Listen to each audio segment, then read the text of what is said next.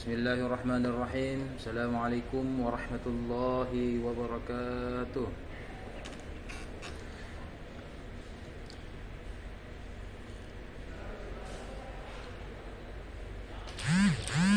Alhamdulillahi rabbil alamin.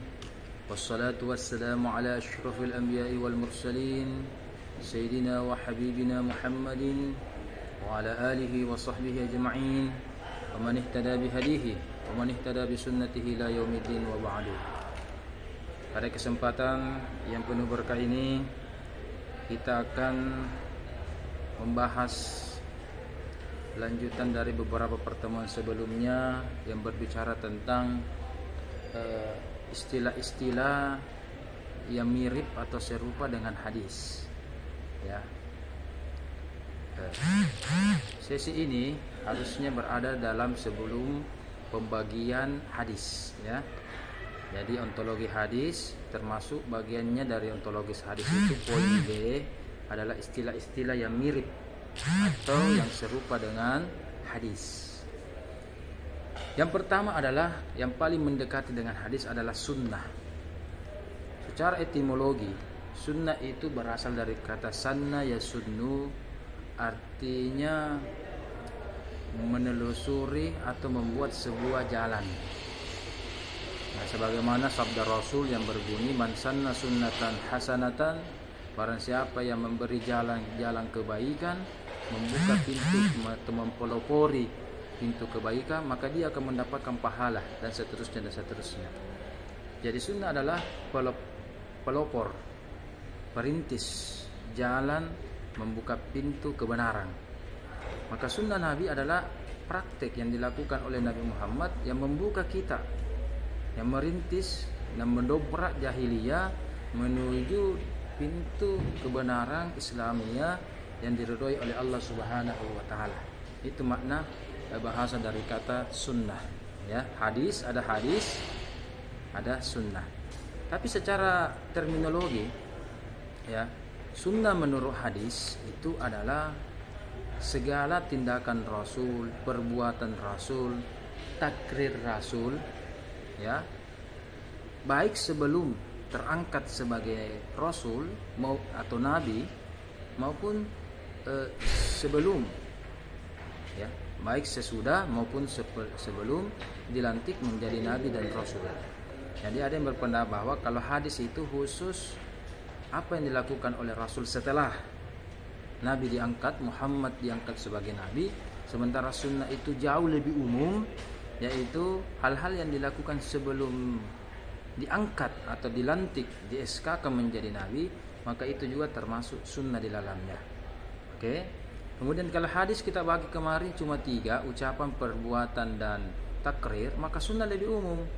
Anatomi tubuh, bagaimana matanya Rasul, rambutnya Rasul, ya kan, tinggi pendeknya Rasul, itu juga termasuk sunnah yang tidak ada di dalam pembagian hadis, ucapan, perbuatan, dan takrir. Ada yang pernah berpandangan bahwa bagaimana kalau kita gondrong, bahwa katanya Rasul itu gondrong. Kalau begitu, dalam mempelajari sunnah, apa yang dikatakan orang tersebut benar. Nabi pernah gondrong, tapi Nabi juga pernah botak, gundul. Apalagi ketika tahallul setelah menunaikan ibadah haji, dan seterusnya. Berarti gundul maupun gondrong itu sunnah Rasul. Miskin, Nabi pernah miskin. Kaya, Nabi pernah kaya. Miskin, kaya, ya, miskin atau kaya itu juga sunnah Rasul. Artinya ketika kita miskin, mengikuti kebaikan-kebaikan Rasul itu sunnah. Kaya, mengikuti kebaikan-kebaikan Rasul itu sunnah. Gundul, mengikuti sunnah-sunnah Rasul itu sunnah. Gondrong, kita tetap sholat apa dan sebagainya, itu sunnah. Yang salah adalah kita gundul tapi tidak sholat, kaya tapi tidak puasa, miskin tapi bermaksiat, berarti kita sunnah. Nah, itu. Nah, kemudian kalau ada istilahnya di UIN ini mau gondrong, ya, mau digorong, di buku saku itu sudah tertulis supaya tidak gondrong dan menjaga kerapian rambutnya. Maka saya bantah, kalau ada mahasiswa mau mengikuti anatomi, penampilan, cukur Rasul bagaimana, cara berpakaian Rasul bagaimana, maka jangan setengah-setengah. Nabi itu ketika gondrong tidak seperti gondrongnya orang sekarang yang amburadul. Gondrong tapi Nabi, anggaplah kalau kita suka pakai sunsil, sampo dan sebagainya, tetap harum, menjaga ketombenya dan sebagainya. Banyak kan gondrong, maaf, ugal-ugalan, berewokan dan sebagainya, tidak rapi. Nabi gondrong tapi rapi. Bahkan walaupun Nabi gondrong, kelihatan pendek rambutnya. Kenapa? Dirapikan, disisir demikian rupa. Nabi suka bersisir sehingga tidak kelihatan gondrongnya, tidak terlalu nampak istilahnya kita rantasana gondrongnya, rambutnya. Bahkan untuk menyempurnakan kalau mau mengikuti kepalanya Rasul, caranya Rasul, Nabi itu gondrong tapi pakai surbang begini. Kalau mau gondrong silakan ilham, gondrong baru pakai surbang, lilik-lilik begini seperti Imam Bonjol, dan seterusnya. Begitu. Kemudian Nabi berpakaian tidak pakai baju kemah ya, terusang apa dan sebagainya. Berarti kalau mau gondrong silakan, kemudian ikuti juga surban Nabi dan sebagainya. Itu ya. Termasuk ada yang berkata bahwa jenggot dan kumisnya Rasul itu juga sunnah. Padahal ini kan anatomi tubuh. Oke kan? Anda anak kesehatan belajar biologi, bagaimana itu rambut, jenggot dan ini di bawah bibir. Apa namanya nih di bawah bibir ini? Tidak tahu apa namanya di bawah bibir ini. Maka ingat pelajaran kita sebelumnya, pembagian hadis itu ada universal, ada lokal. Universal itu berbicara tentang wajibnya itu berlaku umum. Dan ada juga yang kita pelajari kemarin bahwa ada tingkah laku Muhammad sebagai nabi, yaitu mendapatkan wahyu, hukumnya sunnah maupun wajib. Ada juga Muhammad sebagai seorang nabi, yaitu tentang pakaian, karena itu tentang budaya, tidak mesti kita lakukan. Itu termasuk gondrongnya itu tidak perkara sunnah atau wajib. Kumis, jenggot itu tidak perkara sunnah atau wajib ya, karena itu budaya. Dan kalau ini bicara tentang anatomi tubuh, itu gen atau ras, setiap ras itu beda. Kenapa kembar saya Lee Min Ho itu matanya sipit? Mungkin karena matanya memang begitu orang Jepang, ya kan? Kenapa orang Arab matanya besar, mancung dan sebagainya, ya kan? Kenapa orang Papua warna kulitnya beda dengan orang Sunda? Itu semua kan anatomi tubuh beda. Kalau begitu, kumis dan jenggot itu tidak bisa dipaksakan. Apakah Nabi jenggotnya segini, kemudian kita harus paksakan jenggot kita juga begitu? Tidak, ya kan? Bagaimana kalau orang yang tidak bisa memaksakan hal tersebut, apakah harus membeli minyak tertentu untuk menyuburkan jenggotnya? No, agama itu tidak menyusahkan kita. Makanya sunnah adalah itu tadi, semua perangai, akhlak dan sebagainya Nabi, tapi harus Anda bedakan yang mana yang kategori apa lagi namanya, kategori yang merupakan sunnah dalam bentuk wahyu yang harus kita amalkan. Ada juga sunnah Rasul yang dalam bentuk budaya, ya bisa disesuaikan dengan kebudayaan atau kebiasaan kita masing-masing. Oke itu ya. Oke. Sama baju batik ini yang kita pakai ini baju batiknya UIN. Mungkin baju batiknya Unhas beda. Alma Mater UIN warna hijau, Unhas warna merah. Itu kan oke. Kita lagi dalam se-Indonesia, atau satu Makassar, beda bajunya.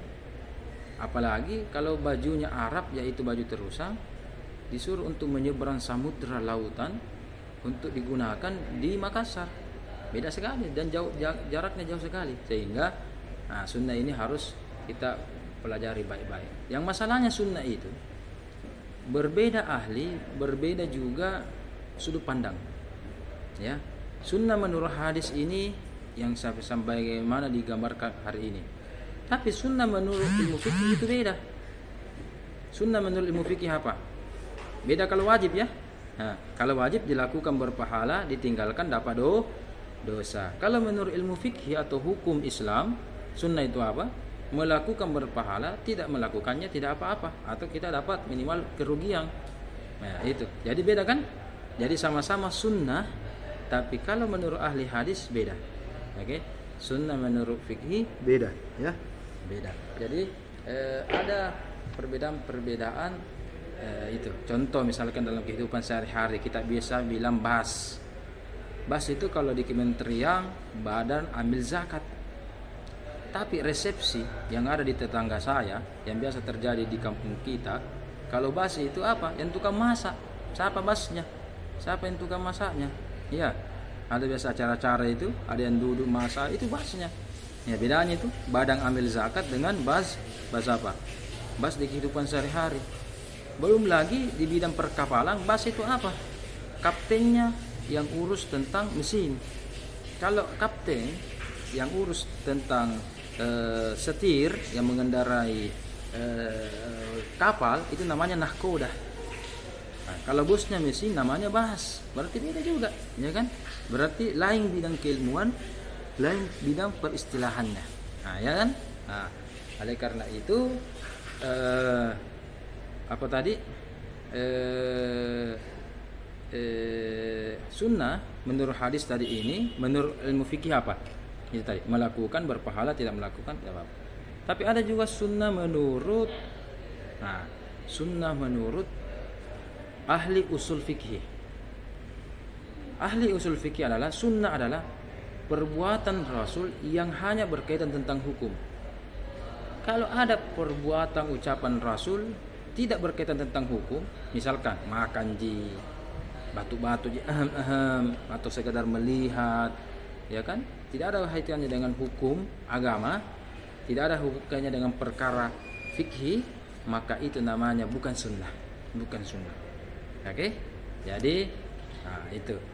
Kalau menurut ilmu fikih, sunnah itu lawannya makruh. Mohon maaf ini, kalau Imam Syafi'i mengatakan sunnah orang sholat pakai songkok.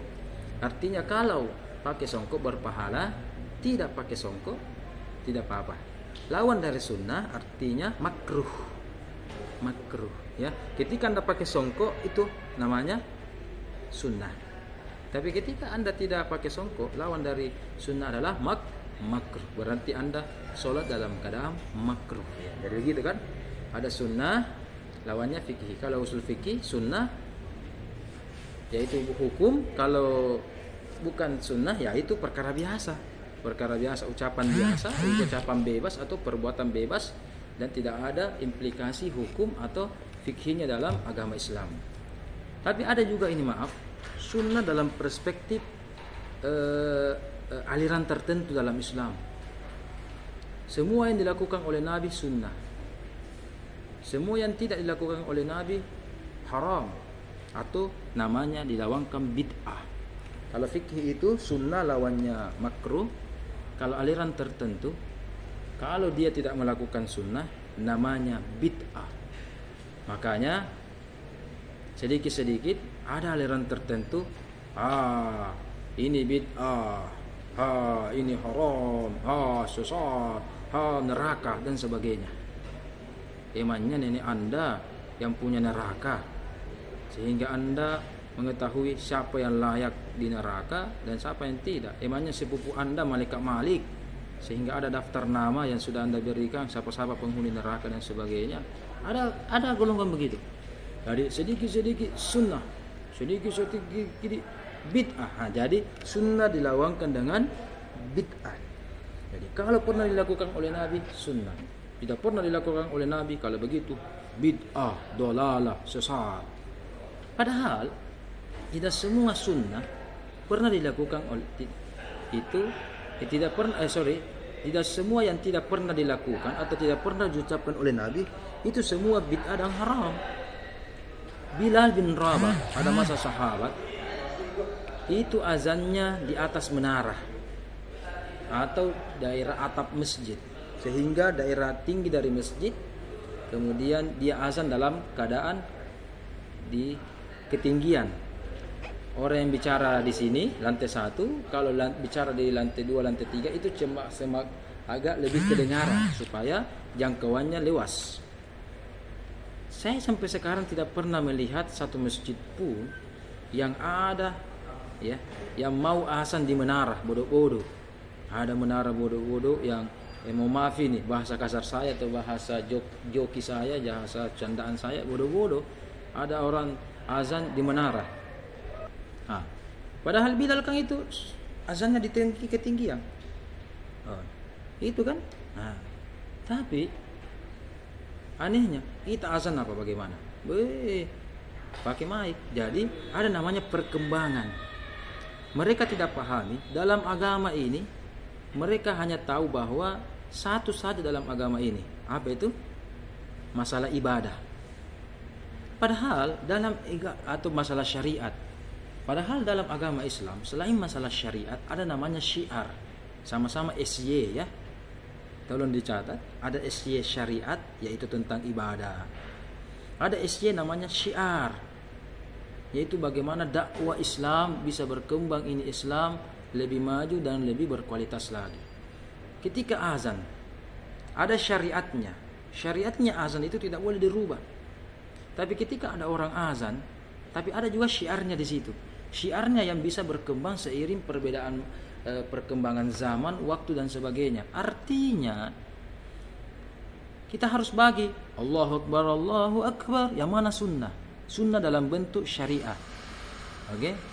Oh, ucapannya Allahu Akbar tidak boleh dirubah. Alhamdulillah, Alhamdulillah tidak usah dirubah. Subhanallah, Subhanallah tidak usah dirubah. Allahumma salli ala Sayyidina tidak boleh dirubah. La haula wa la quwata tidak bisa dirubah. Itu namanya sunnah dalam bentuk syariah. Jadi redaksi-redaksi yang sudah paten, ya kan, itu tidak bisa dirubah. Hayyal al falah dirubah menjadi bertukaran posisi dengan hayyal as shalah. Tertibnya ditukar. Tidak boleh begitu. Ya kan? Nah, dan seterusnya. Tapi dalam sholat juga, dalam azan juga ada syiar, ada namanya sunnah syiar. Sunnah syiar ini tidak paten, berkembang namanya, bersifat konstan, ya, bersifat bergerak, terus bergerak, ya. Dia memiliki dinamika, maksud saya, memiliki dinamika perkembangan. Sehingga syiar dari azan adalah berasal dari kata uzun. Azan itu dalam bahasa Arab alif zal alif nun itu dari kata uzun. Uzun ini tersuzun, artinya telinga. Artinya syiar dari azan adalah bagaimana telinga dengar. Bagaimana telinga dengar. Maka ketika ada seorang buta, Abdullah bin Maksum itu minta dispensasi untuk tidak sholat berjamaah, kemudian diizinkan, oke, tak usah pergi sholat kalau begitu di masjid. Tapi mundur beberapa langkah ditanya, orang buta, wahai sahabatku Abdullah, Anda dengar azan? Namanya azan uzun, telinga. Anda dengar? Aku dengar, saya hanya buta ya Rasulullah, tidak tuli. Kalau begitu Anda juga harus ke masjid. Namanya azan didengar, kalau dengar ke masjid atau minimal langsung sholat di tempat kalau tidak memungkinkan. Dan seterusnya. Begitu. Berarti syiarnya adalah kenapa Bilal berada di tempat yang tinggi, karena syiarnya azan adalah uzun, telinga. Bagaimana orang lain selain muazzin itu mendengarkan. Maka di daerah Bau-Bau atau di Maluku itu ada semacam di keraton atau di kerajaannya itu orang bersamaan tujuh muazzin. Ada 7 muazzin yang bersamaan. Itu juga syiar. Bukan bilang bid'ah. Bilal itu sendiri di azan. Kenapa ada orang langsung 7 bersamaan dengan 7 penjuru arah yang berbeda? Betul. Itu syiar. Itu sunnah syiar. Kenapa? Karena kalau ada orang satu azan, itu suaranya anggaplah menjangkau 50 meter. Tapi kalau ada orang berteriak bersamaan baru 7 orang, maka besar suaranya, ramai kan? Maka memungkinkan dari 50 meter jangkauan suaranya menjadi 300 meter. Berarti itu syiar, berarti semakin banyak uzunun yang mendengarkan hal tersebut. Kayak gitu. Sekarang bodoh-bodoh sekarang kita 7 muazzin. Mencari satu muazzin saja satu daerah, satu masjid itu susah. Itu pun cuma orang tua. Dengan maaf, mungkin sebagian giginya ompong. Maka untuk mengakali hal tersebut, maka ada namanya apa? Toa, loudspeaker, ya, mic. Mic itu fungsinya apa? Untuk uzun, semakin banyak orang yang mendengar, sehingga ke suara azan yang semakin nyaring itu semakin baik. Dalam riwayat dikatakan ada namanya malaikat azan, berfungsi dan bertujuan turun ke langit di waktu-waktu sholat. Bertujuan untuk apa? Mengukur sejauh mana pangkal dari suara muazzin, dan sebanyak itu pula dosa-dosanya diampuni oleh Allah. Kalau muazzin habis suaranya kedengaran sampai 100 meter, 100 meter juga diampuni dosanya. Sekarang pakai mic, lebih besar suaranya lagi, lebih nyaring, maka disunnahkan memang azan itu yang nyaring suaranya. Maka kalau menjangkau 400 meter, maka sekitar itu pula diampuni dosanya. Subhanallah. Wahai anak muda, jangankan Anda, saya lagi kalau tidak ada orang azan nggak juga di masjid. Itu artinya saya gemar azan karena saya tahu fadilahnya, diampuni dosa kita. Jadi walaupun kita tidak bilang astagfirullah, tidak menangis untuk mengakui dosa kita, apalagi tidak sholat taubat, tapi kalau kita azan itu secara metik, apa metik? Otomatis terampuni dosa-dosa kecil kita. Subhanallah. Itu kan? Jadi ada namanya sunnah syariah dan ada sunnah syariah. Tapi ingat, tidak selamanya sunnah itu lawannya adalah bid'ah. Sebagaimana warna tidak selamanya hitam itu lawannya putih. Bukan hitam ini berarti pasti putih, belum tentu. Abu-abu belum tentu kuning, belum tentu biru, ya kan? Tidak selamanya hitam lawannya putih. Oke. Berarti sunnah tidak selamanya lawannya bid'ah. Ada orang mengatakan yang penting dilakukan oleh Nabi bid'ah. Jadi Anda harus tahu bahwa ada orang mengatakan yang Anda lakukan itu cukup 2. Kalau bukan sunnah berarti baik dilakukan oleh Rasul. Kalau tidak dilakukan oleh Rasul bid'ah, haram. 2 aja. Itu namanya cuma memiliki televisi warna hitam putih seperti dulu. Saya masih dapat televisi hitam putih. Jadi 2 aja tahu hitam putih di warna. Padahal dunia ini sungguh indah. Ada warna lilaknya, ya. Tahu je warna lilat semua itu apa? Ya, dan seterusnya dan seterusnya. Nah, itu. Oke. Berarti tidak selamanya tidak dilakukan oleh Nabi adalah langsung kita klaim, kita berikan kesimpulan bahwa bid'ah, tidak selamanya. Ya. Bahkan bukan bid'ah. Jadi teorinya begini. Yang tidak pernah dilakukan jadi ada yang tidak pernah dilakukan oleh Nabi itu namanya bid'ah. Ada juga yang dilakukan oleh Rasul itu sunnah. Bahkan ada namanya sunnah plus. Sunnah plus. Ada bid'ah, ada sunnah, ada sunnah plus. Apa itu sunnah plus? Sunnah plus itu ya melebihi sunnah. Saya berikan contoh. Ada 2 seorang sahabat yang istilah anak muda kita itu soulmate. Selalu bepergian sama-sama, baik dan sebagainya. Di sebuah perjalanan masuk sholat duhur, mereka sholat berjamaah dengan cara tayamum. Pengganti wudhunya tayamum karena tidak menjumpai air, ya, di tengah padang pasir. Kemudian mengadakan perjalanan kurang lebih 1 jam duhur, berarti kurang lebih jam 2 lah kita, ya. Apa yang terjadi? Dia mendapatkan kampung yang melimpah airnya. Sahabat pertama mengulangi sholatnya. Sahabat yang kedua tidak mengulangi sholatnya. Sehingga mereka berkelahi lisan, berdebat. Ulangi sholatmu. Kenapa? Ada air. Tidak mau aja. Masa 1 hari ini 2 kali ke sholat duhur? Iya kan?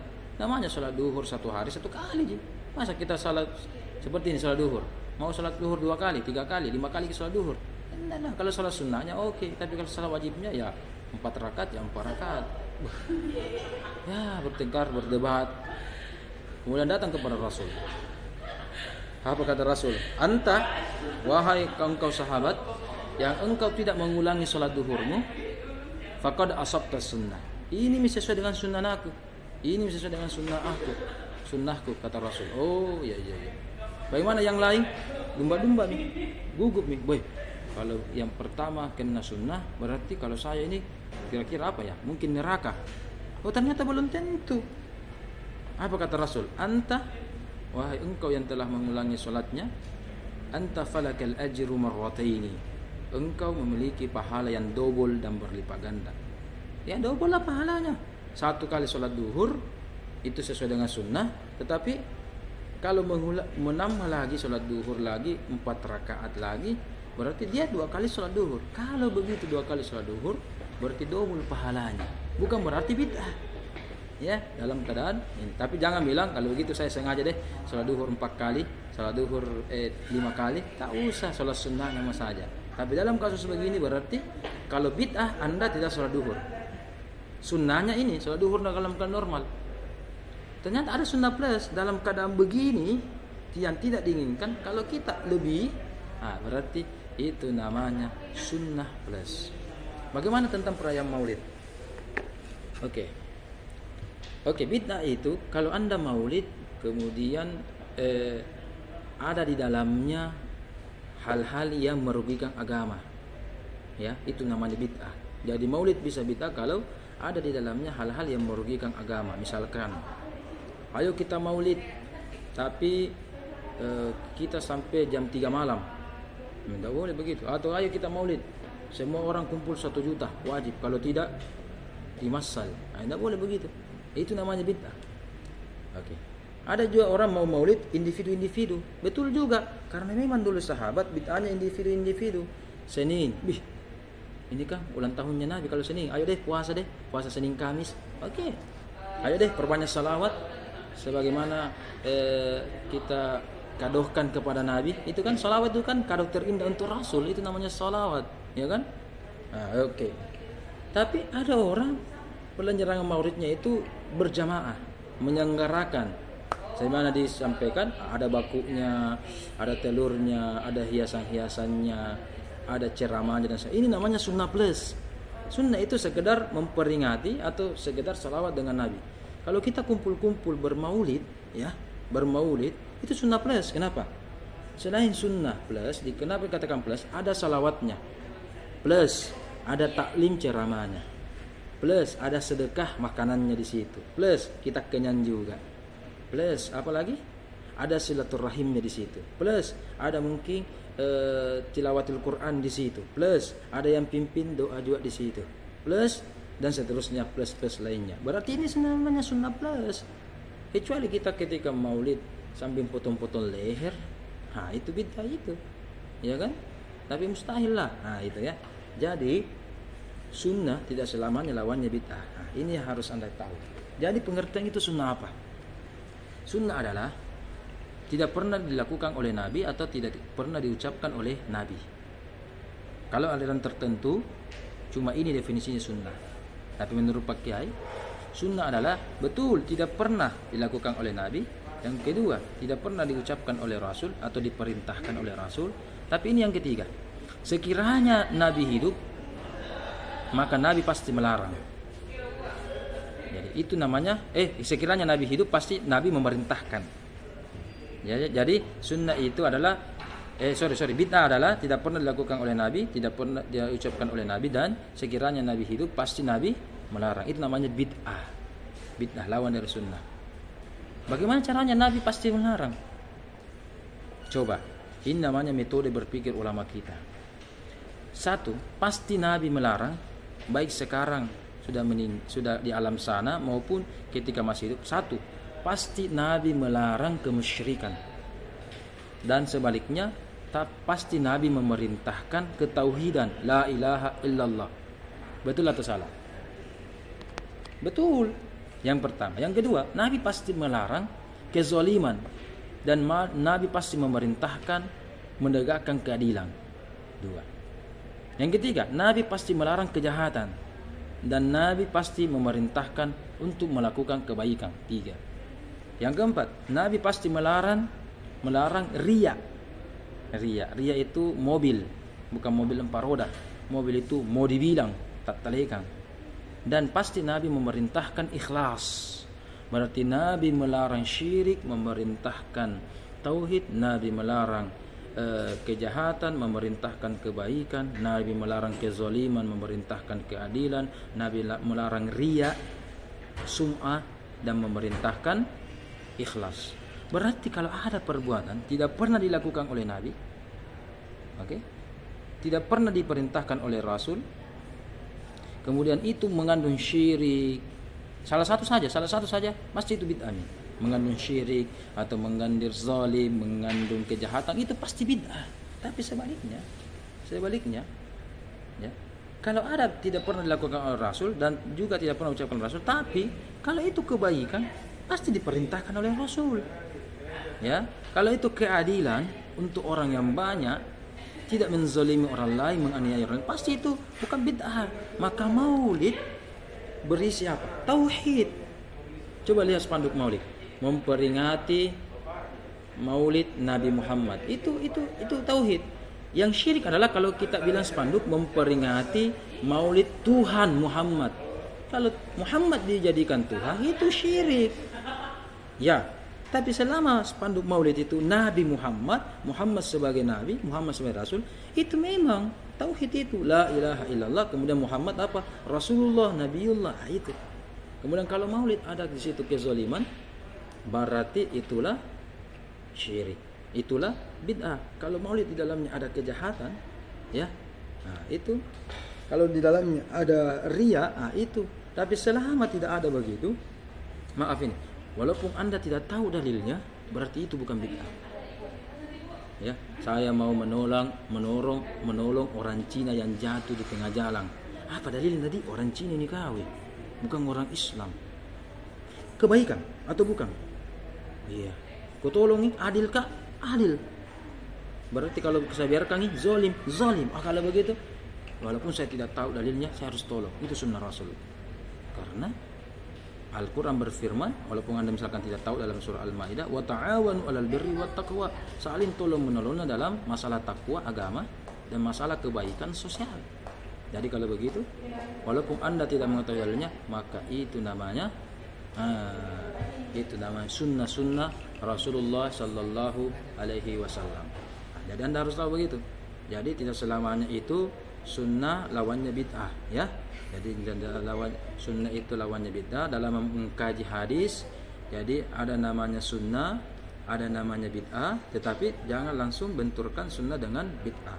Sebagaimana warna hitam, tidak selamanya lawan dari warna hitam adalah putih. Ada warna kelabu, ada warna langu-langu. Apa itu asalnya langu-langu itu? Orange kapang, pink kapang, dan sebagainya, warna lilac dan seterusnya, ya. Jadi Anda harus paham hal tersebut, pahami baik-baik, minta tolong ini jangan terlalu terprovokator,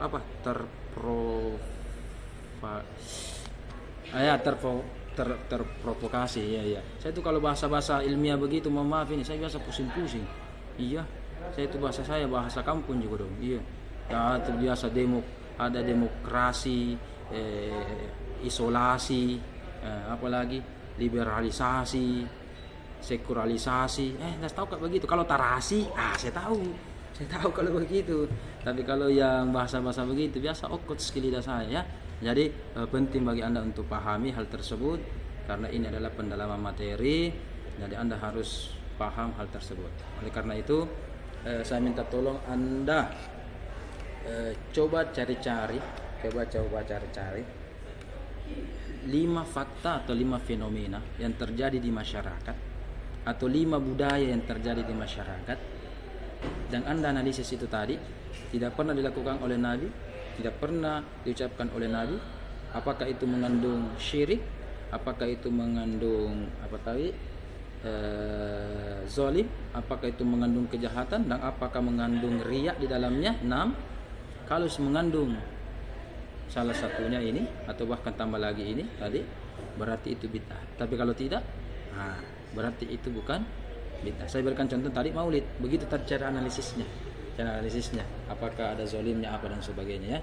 Saya minta tolong kumpul di Nur Faika, ya. Silakan kumpul di saudara Anda, di teman Anda, kemudian kirimkan lewat Telegram ke kami supaya kita baca-baca dan insya Allah di pertemuan selanjutnya kita analisis apakah betul itu. Misalkan saya berikan contoh satu, ada orang meninggal, setelah meninggal ada yang potong kambing, bilang maceraki 3 harinya 7 harinya bapak nu nenek nu maceraki potong kambing. Itu kan apakah itu bid'ah atau sunnah? Analisis. Tidak pernah dilakukan oleh Nabi, tidak pernah diucapkan oleh Nabi. Apakah itu ada kezaliman, apakah ada di situ kejahatan dan sebagainya. Kalau ternyata ada, berarti itu bid'ah. Tapi kalau tidak ada, kita tahu, bahkan kebalikannya, ada di situ kebaikan, ada di situ tauhid dan sebagainya, berarti itu sunnah. Jadi satu budaya, satu fenomena yang terjadi di masyarakat, kesimpulannya cuma dua. Kalau bukan sunnah, bid'ah. Tapi cara analisisnya begitu tadi. Ya, sunnah bid'ah. Ya, tapi yang dimaksud bid'ah ini bid'ah plus, karena memiliki mungkin nilai manfaat dan sebagainya. Cukup 5. Ya, cukup 5 fenomena yang terjadi paling lambat hari ini pukul 17.00. Ya, terima kasih atas kesempatan dan waktunya. Saya akan lanjutkan lagi seminar kami ini di Hotel UIN Kampus 1. Terima kasih atas waktu dan kehadiran dan kerjasamanya. Kita bertemukan Allah dan kita juga berpisah karena Allah. Assalamualaikum warahmatullahi wabarakatuh.